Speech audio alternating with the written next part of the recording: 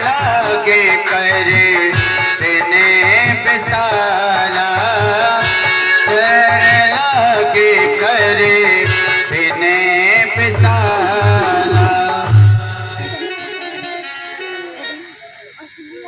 गुरुदेव भगवान की चरण कमलों में दास दशरथ का प्रणाम स्वीकार हो।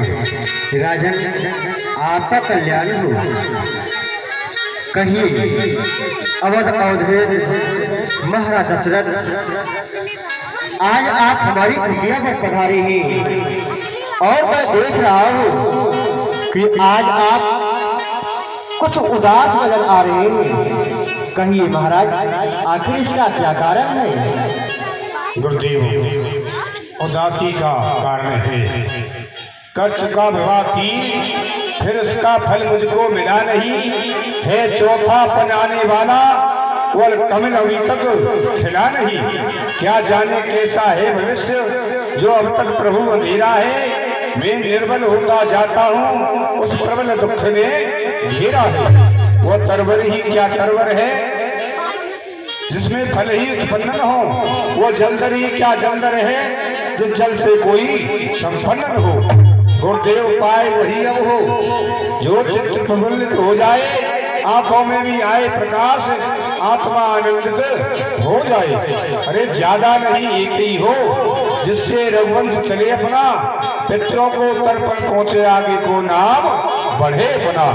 गुरुदेव, एक ही पुत्र होता जिससे हमारे वंश को आगे चलाता, और मैं अपने पुत्रों को तर्पण आदि करता हूँ तो जल तो ग्रहण करते हैं, लेकिन खिन्न मन से उदास हो जाते हैं। सोचते हैं दशरथ के बाद में हमें जल तर्पण करने वाला भी कोई नहीं है। क्या हमारा सूर्य वंश यही अस्त होने वाला है? गुरुदेव, हे महाराज, आपके गृह में एक भी संतान नहीं है। आप इसी बात को लेकर के इस तरह से व्याकुल हैं। हे महाराज, आप अपने हृदय से इस चिंता का परित्याग करें।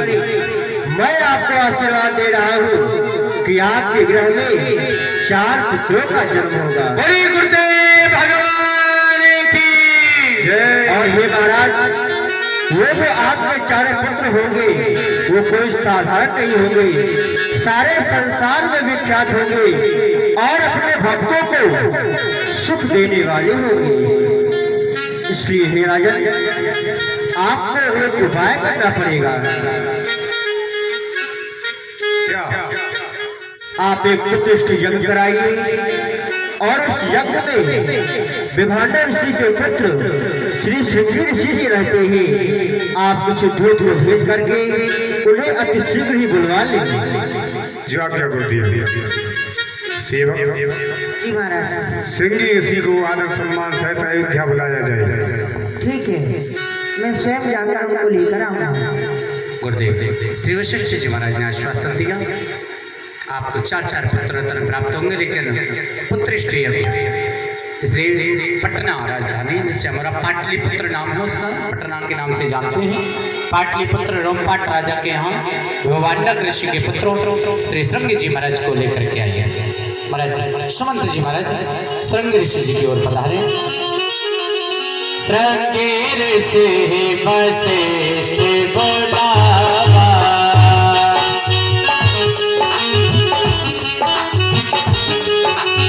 और पौत्रिका में शोभे जग करावा। गुरुदेव प्रणाम। तुम्हारा कल्याण हो। कहो शिवक कहाँ से आए हो?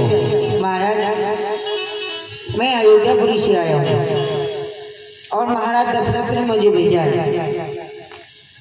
और महाराज प्रभु वशिष्ठ जी ने आपके लिए एक संदेशा भेजा है और हमें कहा है कि आप शीघ्र से शीघ्र अयोध्यापुरी में चले। क्यों नहीं, गुरु भाई ने बुलाया है तो हम अवश्य चलेंगे। आओ।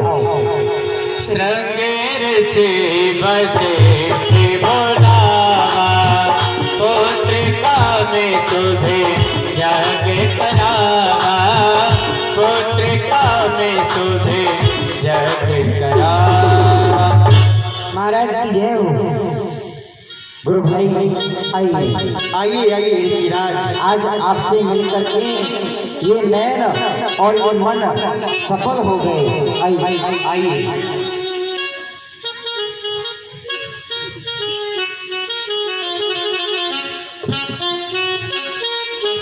हे ऋषि श्रेष्ठ, आपको याद करने का कारण है। हाँ, जानते हैं क्या कारण है? क्या कारण है गुरु भाई? चक्रवर्ती महाराज दशरथ के गृह में एक भी संतान नहीं है और इस बात से इनके हृदय में बहुत ही कष्ट रहता है।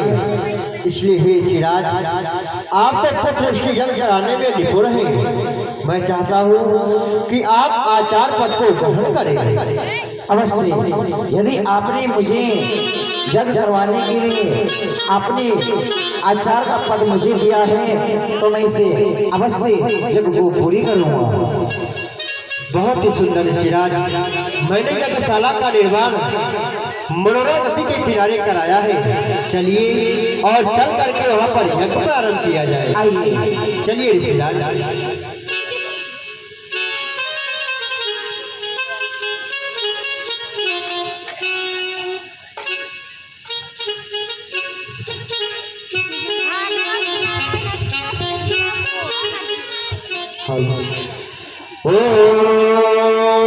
मंगलम भगवान विष्णु मंगलम गरुड़ मंगलम पुंडरीकाक्षाय मंगलाय तनोहरि।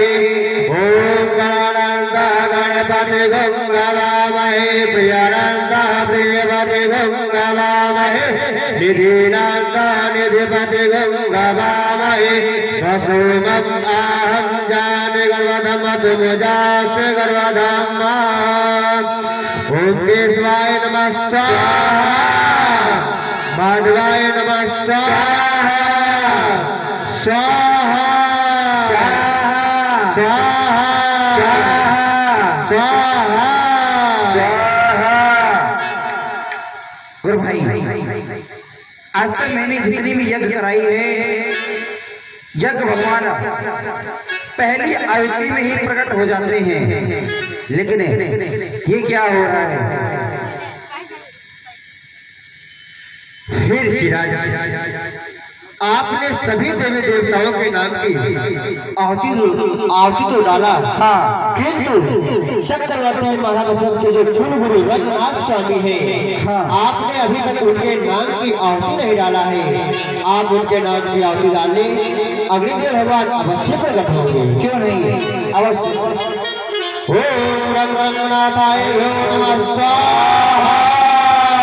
ओम रघुनाथाय नमः स्वाहा।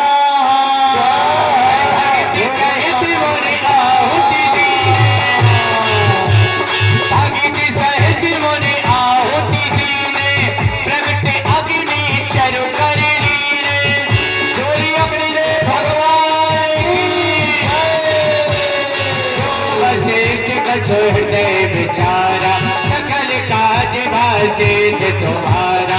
ये अभिभाज देव न भुजाई यथा जोग ने भाग्य बनाए।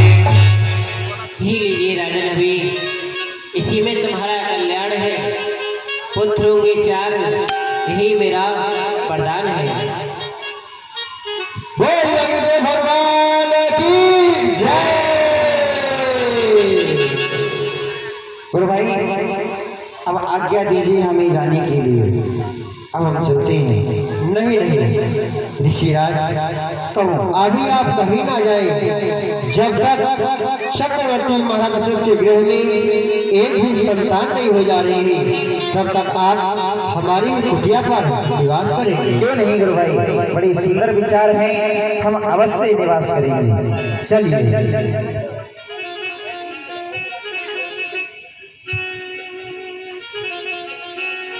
तब प्रिय नार बुलाए कौशल्या तहाँ चले आए। प्रियमानी कौशल्या सवित्रा की गई तीनों रानी मेरी समीप आओ। कल्याण हो, प्रसन्न हो,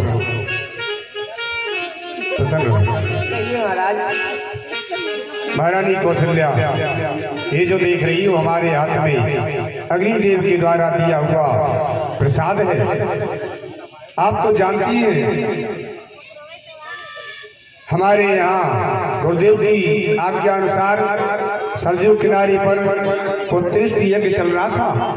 आज गुरुदेव भगवान की कृपा से वो यज्ञ संपन्न हो चुका है और अग्निदेव ने स्वयं प्रकट होकर के ये खीरा नवी प्रसाद हमें दिया और ये भी कहा गुरुदेव की आज्ञा है इसको तीनों रानी बराबर हिस्सा करके पान कर लो, जिससे हमारे गृह मंदिर में पुत्रों की प्राप्ति होगी। ठीक है महाराज।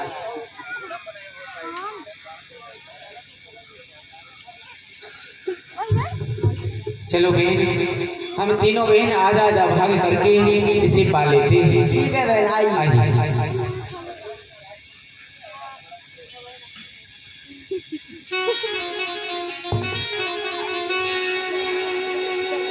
जो प्रसाद अग्निदेव भगवान के द्वारा प्राप्त हुआ, लिखा है कि अर्ध भाग कौशल्या ही दीना, उभय भाग आधे करके ना। उस प्रसाद का आधा भाग माता कौशल्या को दिया गया और जो आधा बचा उसके दो भाग किए, एक माता सुमित्रा को दिया और एक माता कैकेयी को दिया। अब रामायण में तो ऐसा नहीं लिखा है, लेकिन कहीं कहीं ये प्रमाण मिलता है कि जो महाराज दशरथ की छोटी पत्नी है माता सुमित्रा, वो अपने प्रसाद को ठाकुर जी के सामने रख के किसी कारण से अपने महलों के बाहर गई तो आकाश से एक चील उड़ करके आई और माता सुमित्रा के प्रसाद को मुख में दबा करके ले गई।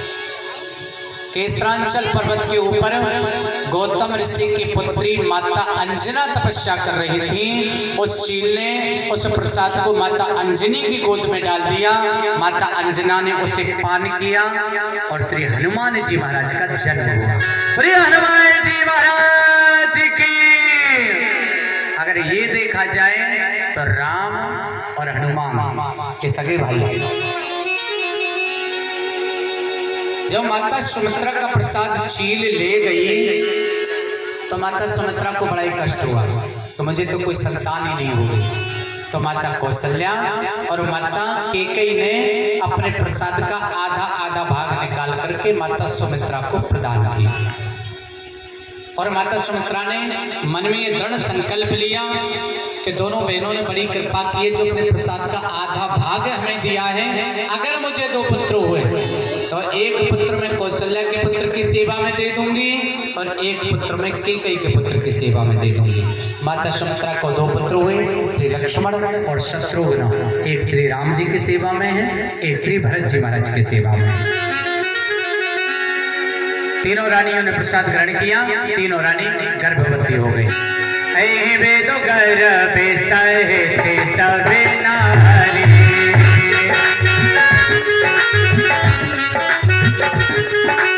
और भई हृदय हर्षित सुख भारी, जागरते हरि घर भैयाई आजाते नित्य हरि घर भैयाई। तुलसीदास जी स्पष्ट रूप से लिख रहे हैं कि जाते नित्य हरि घर भई आई। जो कुछ लोग कहते हैं कि भगवान गर्भ में आते हैं कि अवतार लेते हैं, कुछ लोग कहते हैं गर्भ में आते हैं, कुछ लोग कहते हैं अवतार लेते हैं। और यही प्रश्न श्रीमद् भागवत महापुराण में सौनकादिक ऋषियों ने सूत जी महाराज से किया है। आप लोग भागवत कथा सुनते ही हैं। जब भागवत कथा पहले दिन शुभारंभ होती है तो सूत जी महाराज से सौनकादिक ऋषि 7 प्रकार के प्रश्न करते हैं, 7 प्रश्न। और उन्हीं 7 प्रश्नों में 7 दिन की भागवत कथा चलती है।